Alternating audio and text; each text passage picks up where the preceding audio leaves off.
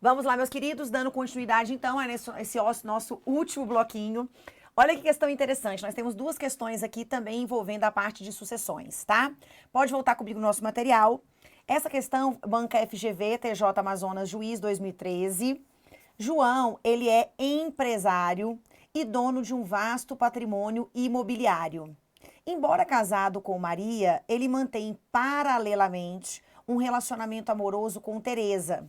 Então aqui, ó, o João, vamos colocar aqui, João, ele é casado, ok? Com quem, gente? Com Maria. Ele é casado com Maria, ele tem um vasto patrimônio imobiliário e ele mantém paralelamente um relacionamento amoroso com a Teresa, tá? Com a Teresa. Iniciado há 2 anos. Teresa tem um filho menor de nome Pedro, fruto de outra relação. Então, a Teresa tem um filho, esse filho não é do João, ok? Filho dela. Fruto de outra relação. Antes de falecer, o João deixa um seguro de vida no valor de R$ 100.000 para Teresa e para Pedro. Então, o filho que é apenas aqui da Teresa. Então, temos aqui um seguro de vida no valor de 100.000, sendo que 50.000 é para Teresa e 50.000 é para o filho de Teresa, tá?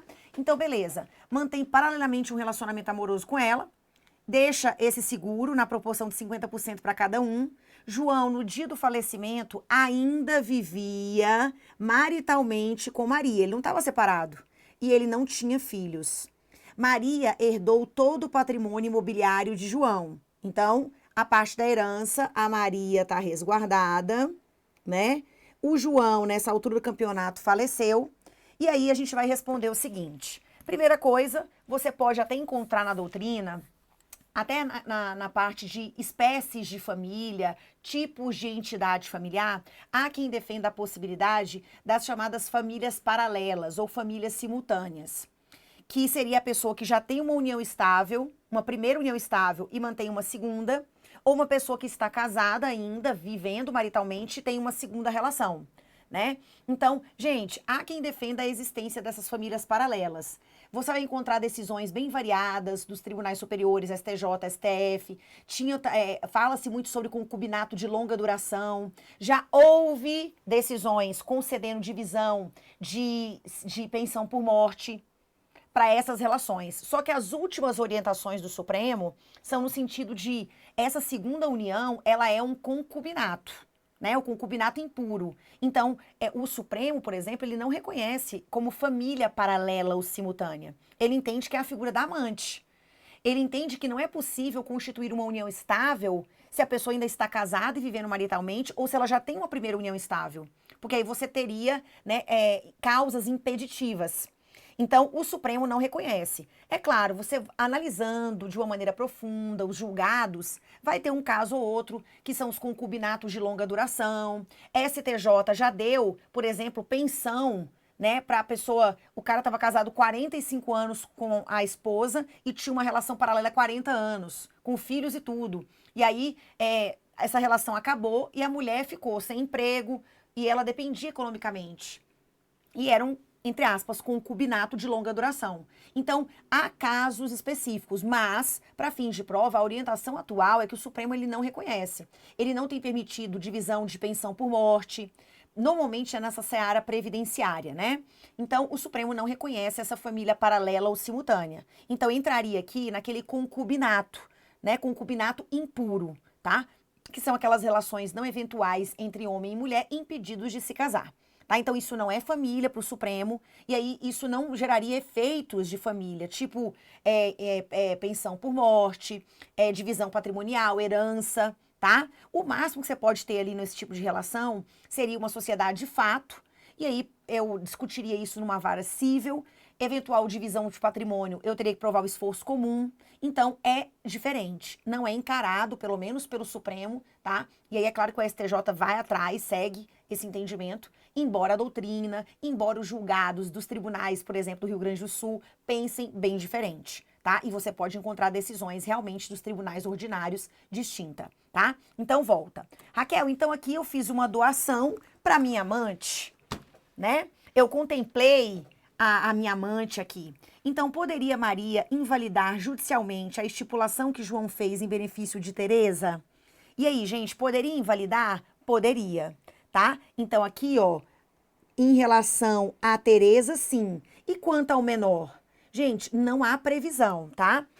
Aqui, a gente só conseguiria invalidar, no caso do Pedro, se fosse uma simulação. Por exemplo, na verdade, eu quero contemplar mesmo a minha amante. Mas aí eu vou utilizar uma interposta pessoa. Nesse caso, a gente teria a incidência do artigo 167, a questão da simulação, e aí eu poderia declarar esse negócio jurídico nulo, porque a simulação é um vício social do negócio jurídico, mas que o torna nulo e não anulável. Diferente da fraude contra credores, que é um vício social também, mas que torna o negócio jurídico anulável, tá? Então, se essa não é a perspectiva, porque percebam, as limitações que estão no código, elas estão relacionadas, as limitações estão relacionadas ao concubino e não ao filho do concubino, né? Se fosse filho, gente, do João, é filho. Não interessa se foi na relação do casamento, se foi fora, filho é filho, tá? Agora, aqui eu só teria como invalidar esse seguro se fosse uma simulação. E aí eu teria um negócio jurídico nulo, tá? Pela simulação. Fora isso, eu não posso pegar uma norma restritiva dentro das regras de hermenêutica e dar a ela uma interpretação extensiva. Porque se lá fala concubino, né?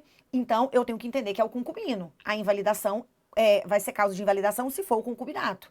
E não em relação ao filho daquela pessoa. Como eu disse, a menos que seja uma simulação, tá? Então volta. Aí, ó, primeiro, nesse caso aqui, você não tem união estável, né? Você não tem família paralela ou simultânea. Você tem um concubinato, né? Então aqui, ó, eu coloquei as relações não eventuais entre homem e mulher impedidos de se casar constitui concubinato. É a figura do ou da amante, ok? Que é o caso aqui, me parece ser o caso da Teresa, né? Beleza. É reconhecida como entidade familiar a união estável entre homem e mulher, hoje isso já não faz diferença, essa questão do gênero, configurada na convivência pública contínua e duradoura e estabelecida com o objetivo de constituir família, né? O affectio maritalis. A união estável ela não se constitui se ocorrerem os impedimentos do artigo 1521, não se aplicando a incidência do inciso 6º no caso da pessoa casada se achar separada de fato ou judicialmente, o que não é o caso. Então aqui a gente já afasta, para todos os efeitos, a gente já afasta a união estável. Por quê? Porque ele convivia maritalmente com a Maria, tá? Vem comigo. Então eu já sei, o caso é de concubinato. Sim, o caso ele é de concubinato mesmo. Não podem se casar as pessoas casadas, né? Agora, a pessoa casada pode constituir união estável? Pode, se ela estiver separada de fato ou judicialmente, tá? Beleza, que mais? Artigo 793. É válida a instituição do companheiro como beneficiário. Ó, eu posso lá no contrato de seguro de vida eu posso instituir o companheiro como meu beneficiário, se ao tempo do contrato, o segurado, ele era separado judicialmente ou já se encontrava separado de fato. Então, eu posso, se no caso da união estável, se fosse minha companheira ou meu companheiro, eu poderia beneficiar no seguro de vida? Sim. Mesmo estando casado no papel, se eu estivesse o quê, gente? Separada de fato ou judicialmente. Tá? Então, é válida a instituição do companheiro como beneficiário se ao tempo do contrato o segurado era separado judicialmente ou já se encontrava separado de fato, o que não é o caso. Então, aqui eu vou utilizar, na verdade, como eu estou beneficiando essa pessoa, é como se eu estivesse, na verdade, é uma liberalidade. Eu estou deixando para você 50 mil, é uma doação. E aí a pergunta que não quer calar, eu posso doar para o meu amante, para minha amante? E o Código Civil estabelece que não, tá? Então aqui, ó, a doação do cônjuge adúltero ao seu cúmplice. Então a doação do cônjuge adúltero ao seu cúmplice pode ser anulada. Olha lá, então aqui eu tenho um caso de nulidade relativa pelo outro cônjuge ou por seus herdeiros necessários até 2 anos depois de dissolvida a sociedade conjugal. Então, é um caso de nulidade, é um caso de nulidade relativa, é um caso de anulabilidade, tá? No prazo decadencial de 2 anos depois de dissolvida a sociedade conjugal. Então, aqui, gente, eu poderia, será que no caso João, ele poderia deixar a parte disponível dele para a Teresa? Né? Não, ele poderia deixar a parte disponível dele para o Pedro? Para o Pedro, sim. A não ser que tivesse aqui, gente, o objetivo de interposta pessoa, né? Aqui a gente tem que tomar cuidado porque o próprio Código Civil ele diz que você não pode contemplar no testamento, né, o seu concubino e também as interpostas pessoas. Então, nesse caso aqui, ele fala que o descendente, né, o ascendente, o cônjuge ou companheiro dessa pessoa, que eu não poderia, porque faltaria legitimação. Então, transformaria essa cláusula do testamento numa cláusula nula. Então, aqui, percebam, o código, ele colocou os personagens. Aqui, no caso da doação, ele só fala assim, a doação do cônjuge adúltero ao seu cúmplice pode ser anulada. É uma nulidade relativa, é uma anulabilidade, tem prazo de 2 anos, diferente do testamento, tá? No testamento, se eu deixasse para ela, ou se eu deixasse para ele, seria considerada interposta a pessoa. Então, isso está previsto expressamente. Agora, no caso da doação, ele só fala do cônjuge, né, o cônjuge adúltero ao seu cúmplice. Não fala em relação a interpostas pessoas. Então, aqui, como é uma norma que está restringindo direitos, eu não posso interpretar extensivamente. Eu deveria aplicar aqui a questão da hermenêutica, das regras de interpretação. Então, é possível invalidar em relação ao Pedro? Ao Pedro só se configurar da simulação. Aí eu poderia declarar o negócio jurídico nulo em relação a ele. Né? Agora, né, não há uma previsão legal expressa em relação a Pedro, no caso da doação. Diferente do testamento. No testamento diz, você não pode contemplar o seu amante, nem as interpostas pessoas, tá? Então, nesse caso, há uma previsão específica. Na doação, não tem. Então, aqui eu teria que demonstrar que houve simulação para conseguir a nulidade absoluta. Senão, né, em relação ao Pedro, ele estaria, né, ele seria contemplado, ok? E aí eu coloquei para vocês aqui, ó, um recurso mais antigo, que é o de 2008. Então, ó, é vedada a designação de concubino como beneficiário de seguro de vida, com a finalidade assentada na necessária proteção do casamento, instituição a ser preservada, que deve ser alçada à condição de prevalência, quando em contraposição com institutos que se desviem da finalidade constitucional. A união estável também é reconhecida constitucionalmente como entidade familiar. Então, ó, a união estável também é reconhecida constitucionalmente como entidade familiar, ok? A união estável. O concubinato, paralelo ao casamento e à união estável, enfrenta obstáculos à geração de efeitos dele decorrentes, especialmente porque é concebido sobre o leito do impedimento dos concubinos para o casamento. Se o tribunal de origem confere à parte a qualidade de companheira, se ela for companheira, essa questão é fática e posta no acórdão, é definitiva para o julgamento do recurso. Se o capital segurado for revertido para beneficiário licitamente designado no contrato, sem desrespeito à vedação imposta no 1474 do Código anterior, porque instituído em favor de companheira, o instrumento contratual não merece ter a sua validade contestada. Na tentativa de vestir na companheira a roupagem de concubina, fugiram as recorrentes da interpretação que confere o STJ à questão, máxime quando adstrita aos elementos fáticos, assim como descritos pelo tribunal de origem. E aí, eu também encontrei um julgado de 2022. Interessantíssimo. Ó, o seguro de vida não pode ser instituído por pessoa casada, não separada de fato e nem judicialmente em benefício de parceiro em relação concubinária, por força de uma expressa vedação legal. Né? Aqui os artigos que a gente mencionou, ó, anteriormente. Tese fixada pelo Supremo em julgamento com repercussão geral. O que o Supremo decidiu? Ele decidiu que a pré-existência de um casamento ou de união estável de um dos conviventes, ressalvada a exceção do 1723, parágrafo 1º, impede o reconhecimento de um novo vínculo referente ao mesmo período, inclusive para fins previdenciários, em virtude da consagração do dever de fidelidade e da monogamia pelo ordenamento jurídico constitucional brasileiro. Tá? Diante da orientação do Supremo, no mesmo precedente, no sentido de que subsistem em nosso ordenamento jurídico os ideais monogâmicos para o reconhecimento do casamento e da união estável, sendo inclusive previsto como deveres aos cônjuges, com substrato no regime monogâmico, a exigência de fidelidade recíproca durante o pacto nupcial é inválida, à luz do disposto no artigo 793 do Código Civil, a indicação de um concubino como beneficiário de seguro de vida instituído pelo segurado casado e não separado de fato ou judicialmente na época do óbito. Né? Então, não podendo prevalecer a indicação da primeira beneficiária, deve o capital ser pago ao segundo beneficiário, indicado pelo segurado para a hipótese de impossibilidade de pagamento ao primeiro, em relação ao qual, a despeito de filho da concubina, não incide a restrição. Gente, esse julgado, ele cai como uma luva nessa questão, tá? Então, aqui, ó, o sujeito, ele deixou uma parte para a concubina, para amante, e depois pro filho dela, que não era filho dele. Então, e aqui, lembra, ele coloca, não podendo prevalecer a indicação da primeira beneficiária, deve o capital ser pago ao segundo, indicado pelo segurado para a hipótese de impossibilidade de pagamento ao primeiro, em relação ao qual, a despeito de filho da concubina, não incide a restrição do 793.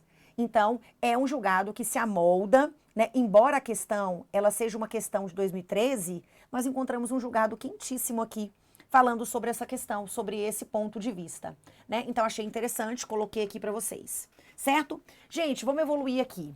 Temos mais uma questão, tá? Também tem questão da Banca FGV TJ Amazonas, juiz 2013. O Renato, ele tem 96 anos de idade. Então, aqui a gente tem uma questão de senilidade, né? Ele é velhinho, ele é uma pessoa idosa. Então, o Renato, ele tem 96 anos de idade e um filho chamado Daniel. Então, aqui já tem descendente. Apesar da idade avançada, ele desfruta plenamente de suas faculdades mentais, tá? Então, ele está consciente. Após o seu falecimento, o Daniel é surpreendido, após o falecimento do pai, Daniel é surpreendido com o aparecimento de um documento datado e assinado apenas por seu pai, por meio do qual ele contempla o seu fiel motorista, de nome Adalberto. Gente, então aqui, ó, vamos analisar essa questão bem interessante. Ele tem um documento, aqui, ó, datado e assinado apenas por seu pai, por meio do qual ele contempla o seu fiel motorista, de nome Adalberto, com um pequeno crucifixo de madeira, uma cadeira de balanço, um paletó e a quantia de R$ 10.000. Daniel é o único herdeiro de Renato. Então, aqui, gente, o Renato é o pai, Renato, e ele deixa como descendente o Daniel. Então, aqui a gente tem um herdeiro necessário, ok? Nos termos do artigo 1845 do Código Civil. Então, ele deixou um documento datado e assinado, ele deixou um crucifixo de madeira, uma cadeira de balanço, um paletó e a quantia de R$ 10.000.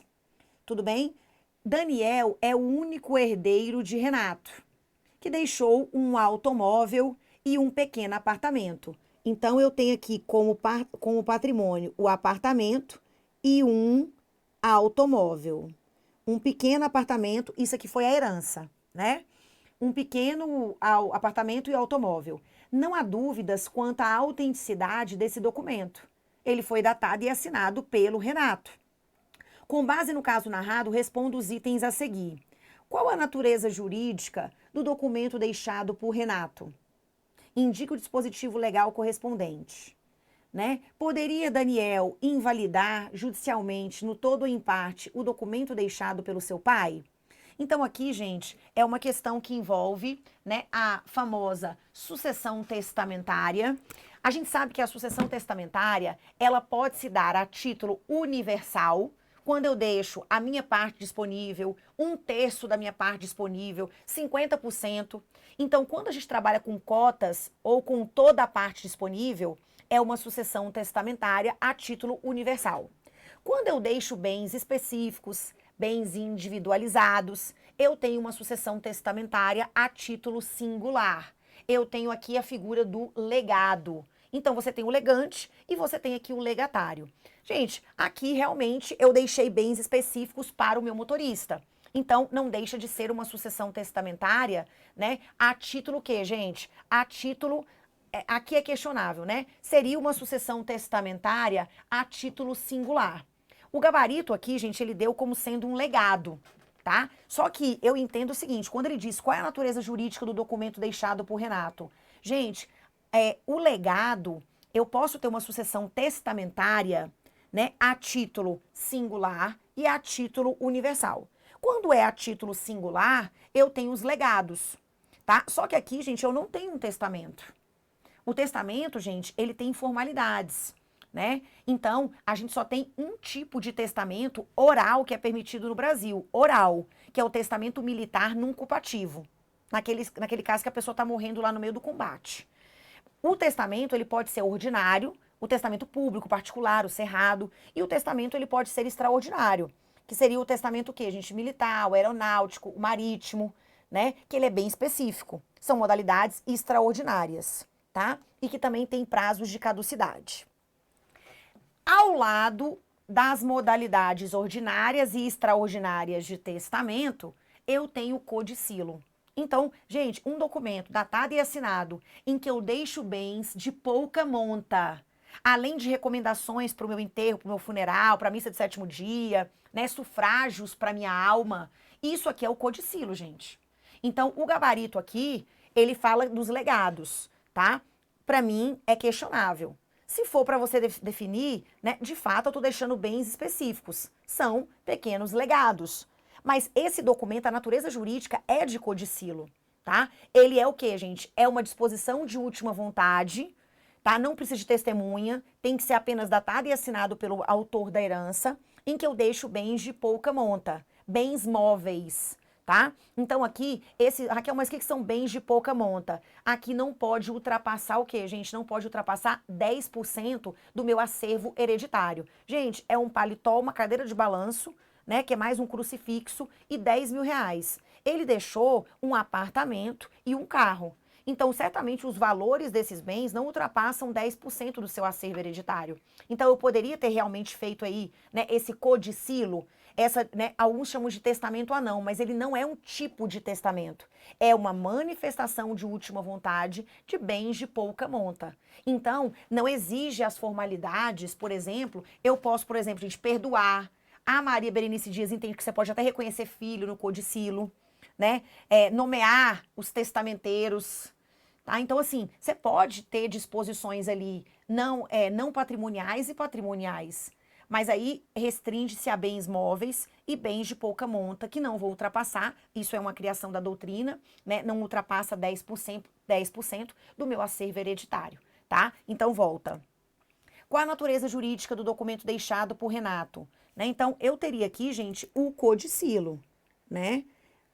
Se a gente encara do ponto de vista dos legados, eu teria aqui legado de bens móveis e teria legado de dinheiro, né?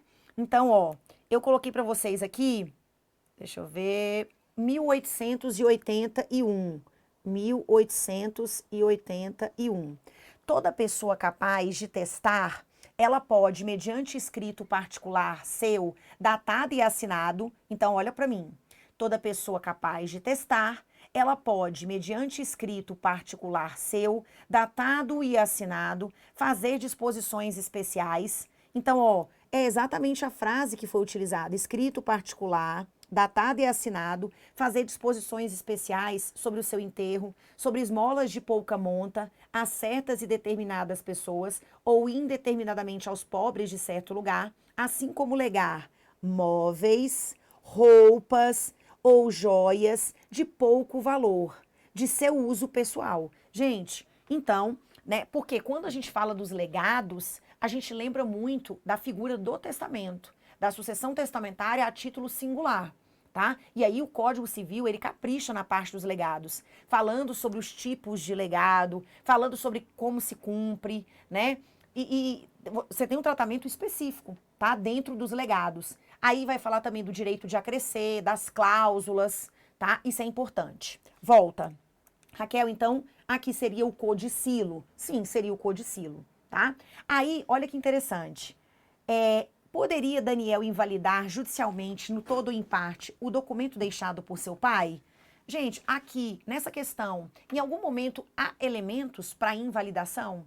Porque o código diz assim: o testamento, a cláusula pode ser invalidada quando contempla pessoas que são ilegítimas. Então, por exemplo, eu não posso contemplar no testamento, se fosse um testamento, né, gente?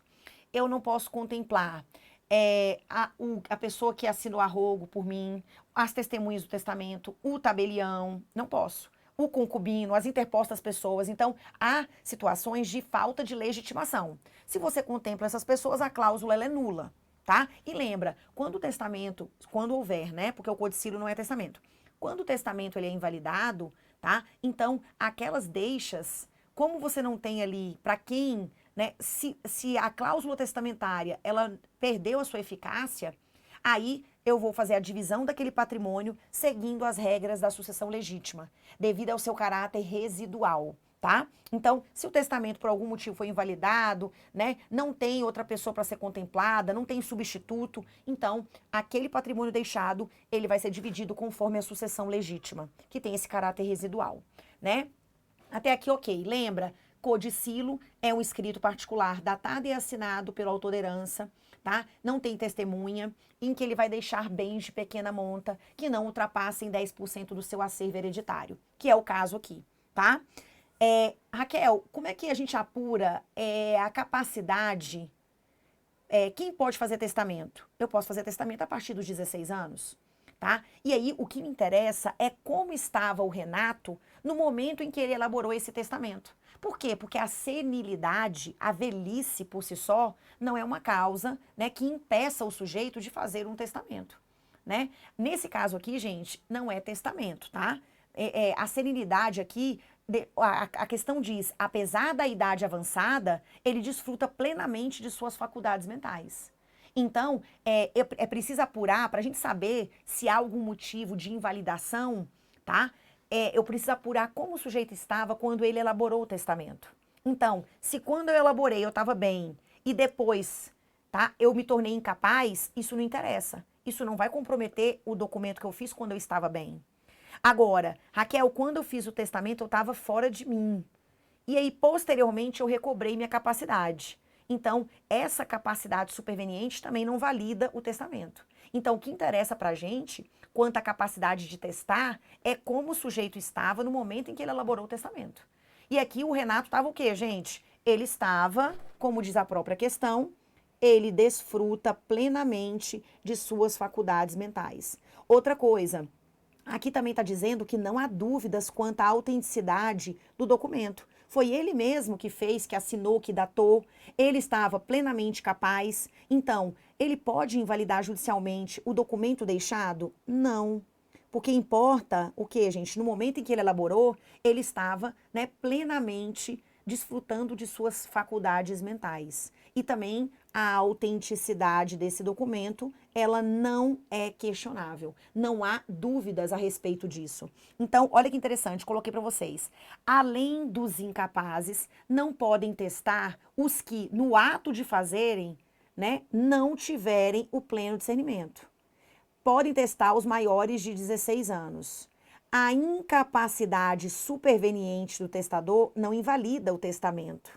Nem o testamento do incapaz se valida com a superveniência da sua capacidade. Então, lembra, eu tenho uma idade, que é uma idade de 16 anos, né? Então, 16 anos eu posso, mas é preciso apurar se no momento da elaboração o sujeito desfrutava plenamente aí da sua capacidade civil. E lembra, a velhice por si só não é um critério incapacitante.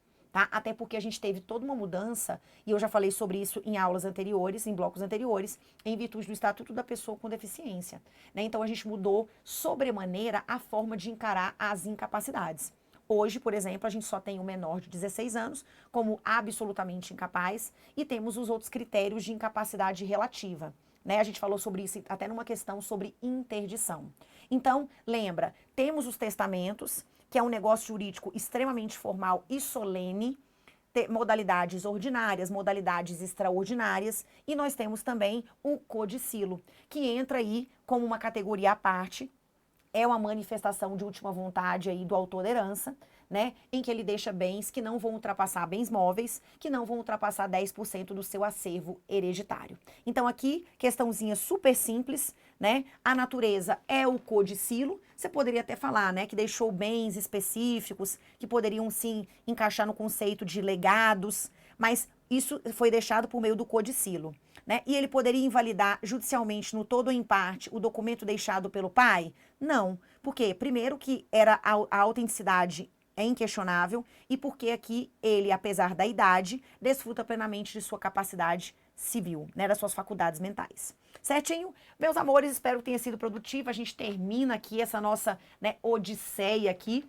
E aí eu desejo para vocês uma excelente prova, tá chegando a hora, né? Desejo para vocês que né, que Deus dê a vocês olhos de águia, né, para que vocês possam detectar ali já de cara, lendo o enunciado, a resposta da questão, que Deus dê a vocês serenidade também e equilíbrio, porque a gente sabe que nesse momento, né, é uma segunda etapa, então a gente já venceu uma primeira caminhada, então a pressão vai aumentando, mas tem, né, o que vocês precisam tentar é manter o equilíbrio, manter a serenidade. Vocês sabem do sacrifício que cada um está fazendo para poder, né, absorver os conteúdos, para poder fazer com que esse sonho se transforme numa realidade. E certamente eu estou aqui na torcida por vocês. Contem comigo sempre.